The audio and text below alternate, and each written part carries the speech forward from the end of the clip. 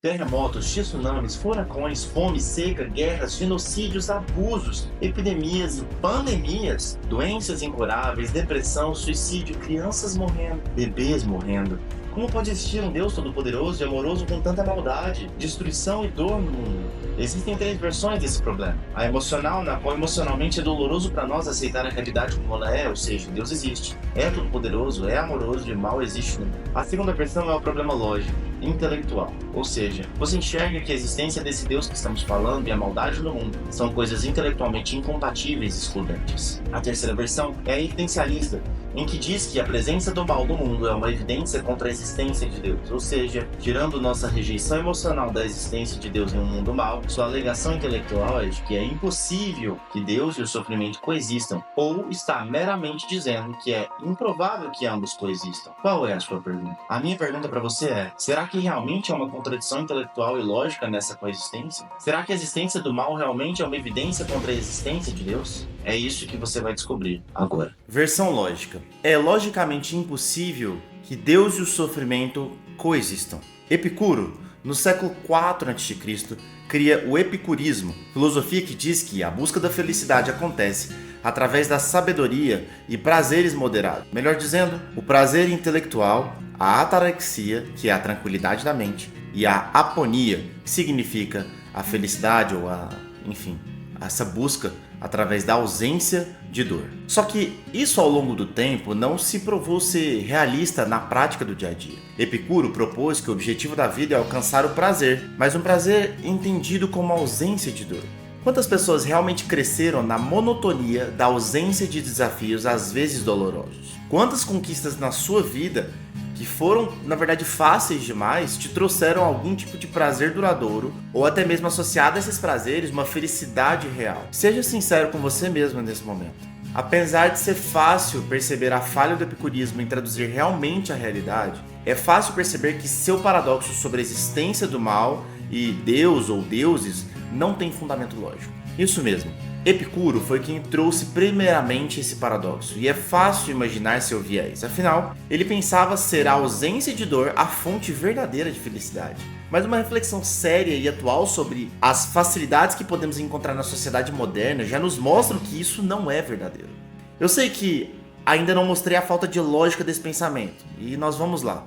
Epicuro não negava necessariamente a existência, mas ele se questionava o seguinte: se Deus quer eliminar o mal, mas é incapaz, então ele não é onipotente. Se ele é capaz, mas não quer, então ele não é benevolente. Se ele é capaz e quer, então por que o mal existe? E convenhamos, assistir cenas de dor, ver isso diante de nós, sentir na pele um sofrimento, dói demais. Esse é um fato. Qualquer um de nós sofre muito quando está sofrendo, ou quando vê o sofrimento por uma questão de empatia mesmo. E isso realmente nos faz às vezes questionar sobre Deus. Mas a argumentação frequentemente trazida é sobre a lógica da coexistência de Deus com seus atributos e o mal. Como certo filósofo já disse, eu não tenho a função de dizer o que eu sinto, mas o que eu penso. Então, busquemos o campo intelectual dessa questão. Mas antes de qualquer resposta como cristão, eu gostaria de receber uma resposta afinal, daqueles que acusam Deus de não existir devido à existência do mal, que são os céticos. Portanto, qual é realmente a alternativa que existe para a maldade em um mundo sem Deus? Antes de qualquer reflexão sobre a coexistência deles, reflita sobre essa pergunta. Nós temos vídeos sobre isso e eu vou te indicar ele no final dessa nossa conversa. Agora, voltando para a argumentação lógica. Se falamos de lógica, precisamos pensar em premissas. E a alegação básica aqui é que as seguintes premissas são logicamente inconsistentes. Vamos ver se é mesmo. A primeira é: existe um Deus todo-poderoso e amoroso. E a segunda é: o sofrimento existe. Para pensar em uma contradição, eu precisaria pensar que as premissas são opostas uma à outra. Só que de cara, elas não são opostas. Então, onde que está a contradição que tanto alegam por aí? Bem, ela está implícita em dois pressupostos que as pessoas têm, apesar de nem perceberem isso. O primeiro pressuposto é: se Deus é todo-poderoso, ele pode criar o mundo que ele quiser. E 4. Se Deus é amoroso, ele prefere um mundo sem sofrimento. Ou seja, se Deus é como os cristãos dizem que ele pode e ele quer criar um mundo sem sofrimento. Mas o sofrimento existe. Portanto, esse Deus não existe. Considere então a terceira premissa. Se é onipotente, pode criar o mundo que quiser. Isso te parece realmente verdade? Pense no quanto é ilógica a ideia de obrigar alguém a fazer algo por livre e espontânea vontade. Essa frase ela é um absurdo em si mesma. Dizer que o mundo poderia existir sem a maldade feita pela humanidade é dizer que o mundo ideal seria um mundo onde todos somos robôs programados, pois somente assim poderíamos garantir a existência de um mundo sem sofrimento. A partir do momento que eu e você não somos robôs programados, o mundo recebe a maldade através da nossa mera existência. Nós somos o fruto do mal que jogamos no colo de Deus. Então, me parece que o que é logicamente inconsistente é pensar que essas premissas são verdadeiras. Ou seja, é ilógico pensar que ser todo-poderoso e amoroso implica querer e criar um mundo sem sofrimento, pois isso implicaria criar algo sem sentido, e a falta de sentido é a maior dor que um ser humano pode sentir, pois é o tipo de dor que leva um ser humano a desistir de sua própria vida. Ser todo-poderoso não implica em criar coisas sem sentido e ilógicas, ou seja, não significa criar coisas como, por exemplo, um quadrado redondo ou um solteiro casado. Resumindo, é ilógico pensar em um mundo de robôs totalmente controlados e totalmente livres ao mesmo tempo. Essa frase, novamente, é um absurdo em si mesma, e ela sim é ilógica. Portanto, a premissa 3, que está como um pressuposto das pessoas que veem uma contradição na coexistência de Deus e do sofrimento, ela é uma premissa absurdamente ilógica.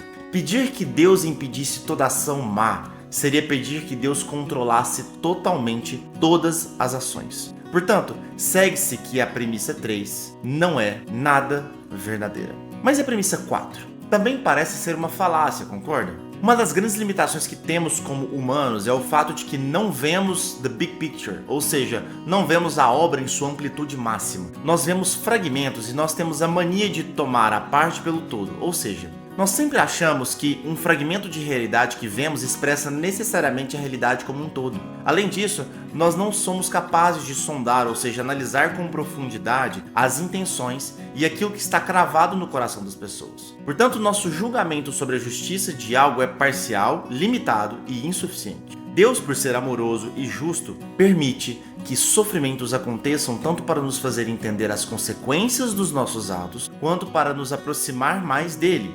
O que é a melhor coisa que alguém pode querer, levando em consideração que ele é amoroso e bom. Além disso, Deus utiliza o sofrimento para transformá-lo em bem. É exatamente isso que José do Egito diz para os seus irmãos que o venderam como escravo. Vocês planejaram o mal contra mim, mas Deus o tornou em bem para que hoje fosse preservada a vida de muitos. Gênesis 50:20. Seja sincero consigo mesmo novamente. Quantas virtudes morais boas nós aprendemos sem contraposição, sem sofrimento, sem o famoso tapa na cara que a vida nos dá? Quantas crianças precisam somente de fazer aquilo que elas querem para aprender aquilo que elas precisam? Nenhuma, né? Toda criança a gente precisa ensinar o que ela precisa, apesar de às vezes ter que ir contra o que elas querem. É claro que esses são alguns exemplos e não são os mais complexos. Claro que tem aqueles sofrimentos que não produzem um aprendizado pessoal imediato. E eu não estou desconsiderando isso aqui. Mas como o que aconteceu com José do Egito, aquele sofrimento pode produzir consequências necessárias na vida de muitas outras pessoas. Mas e a pessoa que foi fonte do sofrimento? Bem, essa pessoa, na pior das hipóteses, pode ter seu consolo trazido pelo Consolador Máximo, o Criador de todas as coisas. Afinal, como seres humanos, como já argumentei aqui, não vemos o todo da realidade. Como colocado, eu estou mostrando que a premissa 4 ela não é verdadeira. Portanto, eu estou mostrando que não é verdade que quem ama impede o sofrimento necessariamente do ponto de vista da lógica racional. Eu amo muito a minha filha, mas permito que ela receba agulhadas de remédio ou retirada de sangue para que ela melhore. É um sofrimento que, mesmo a amando, eu permito que ela passe por isso para que ela possa melhorar. Ela não consegue enxergar o propósito disso ainda. Eu, que vejo mais amplo que ela, enxergo o propósito daquela dor. Seguindo a mesma lógica, a quarta premissa não é verdadeira. Também, logo, não há verdade alguma no problema proposto por Epicuro, mas dá para entender o problema emocional que ele teve com o sentimento. Afinal, ele acreditava em algo infantilizado, como a ideia de que a felicidade só existe na ausência de dor, o que também sabemos que não é verdade. Para dizer que é impossível existir um Deus todo-poderoso e amoroso e existir o sofrimento, seria necessário provar que o ser humano é um robô sem um atributo chamado vontade pessoal, ou seja, volição, e provar que é impossível um mundo com sofrimento ser melhor que um mundo totalmente sem sofrimento. Lembre, provar que é possível, mas eu duvido que alguém seja capaz de provar isso. O sofrimento é algo realmente horrível. Mas não há qualquer falta de lógica racional e intelectual na coexistência de Deus, ou seja, o Deus cristão, e o sofrimento. Eu sei que isso não ameniza o sofrimento. E é claro que ao final desse vídeo, eu quero te lembrar algo essencial a respeito disso, da dor que nós sentimos. Mas antes eu preciso te lembrar o seguinte: há quem diga que, mesmo que não seja impossível, é altamente improvável que haja um Deus realmente preocupado com a humanidade, sendo que há tanto sofrimento. Bom, eu pretendo argumentar fortemente a respeito disso, com bastante profundidade, num vídeo futuro. Mas aqui eu já vou te dar um resumo bem adequado sobre essa segunda parte. Para entender todo o problema, a gente precisa entender a raiz dele. O que é o sofrimento? Fala aí pra mim. Pensa o que é o sofrimento. Talvez fossem más ações das pessoas.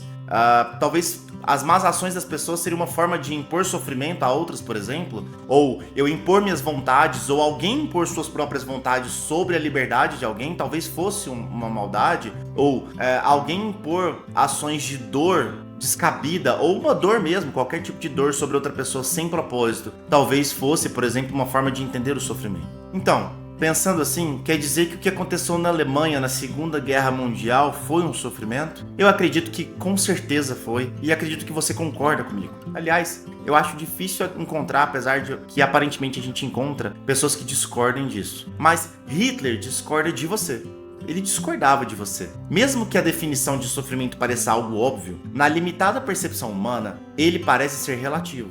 Há quem discorde de você e de mim. Portanto, para termos uma definição plausível de sofrimento, nós necessitamos de valores e deveres morais totalmente objetivos. E para isso, a existência de Deus é necessária. Já tem vídeo no canal em que eu explico por que a existência de Deus é algo completamente necessário, é condição sine qua non para que valores morais existam objetivamente, ou seja, para que aquilo que Hitler pensa não importe. O que importa são os valores morais que estão acima de Hitler e acima da minha própria vontade. Deus tem uma existência necessária a qualquer outra existência. Mas nós não vamos nos delongar nisso aqui, porque como eu disse, já tem vídeo no canal explicando sobre isso, e eu vou deixar na descrição. Bom, isso torna mais provável que Deus exista em meio ao sofrimento do que a inexistência dele, já contrapondo a ideia da improbabilidade de existir esse Deus por causa da existência do sofrimento. Além disso, a própria doutrina cristã também aumenta essa probabilidade. Diferente do que muitas pessoas pensam ou interpretam do que o cristianismo diz,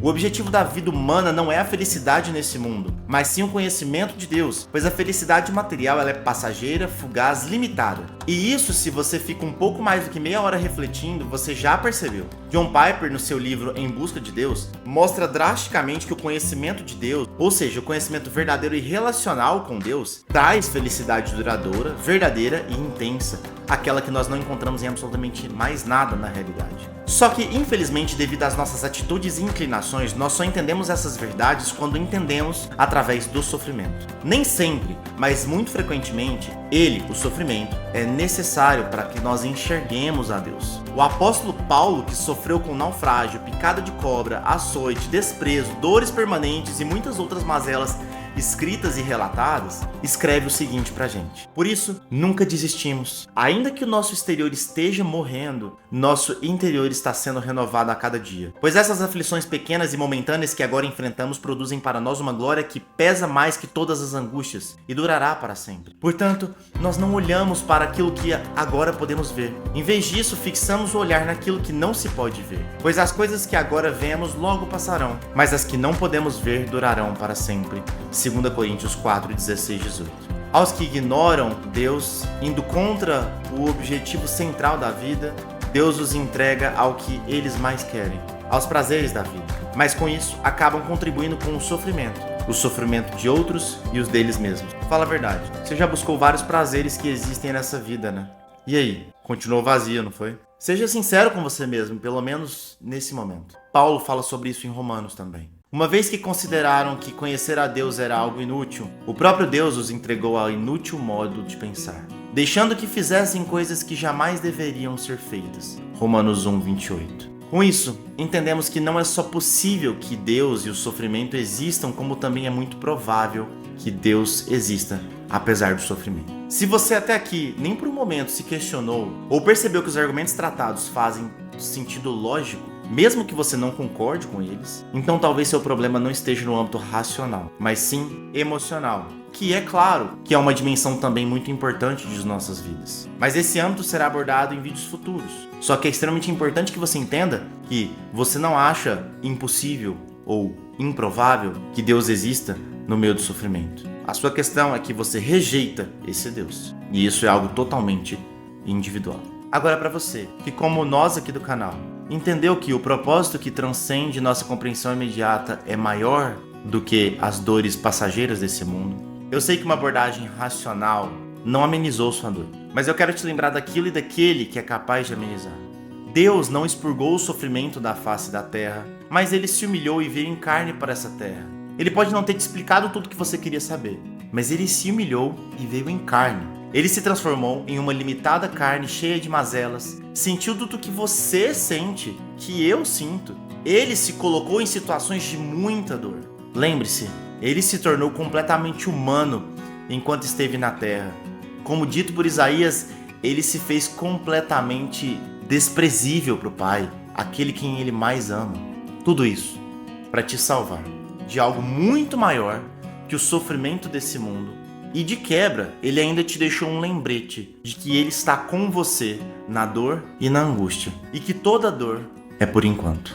De maneira misteriosa, ele está tecendo a mais bela tapeçaria que podemos imaginar. Portanto, eu te encorajo a olhar além das circunstâncias e a buscar o rosto desse Deus amoroso e todo-poderoso, que prometeu estar conosco até o fim dos tempos. Que possamos ter a coragem de confiar em sua bondade, mesmo quando o caminho à frente é incerto. E lembre-se, a sua história não precisa terminar em sofrimento. Há uma promessa de redenção, de um novo amanhecer onde todas as lágrimas serão realmente enxugadas e o sofrimento não será mais lembrado. Eu te recomendo esse vídeo aqui sobre o sentido e o propósito da existência. Eu vou ficando por aqui. Fui. E até semana que vem.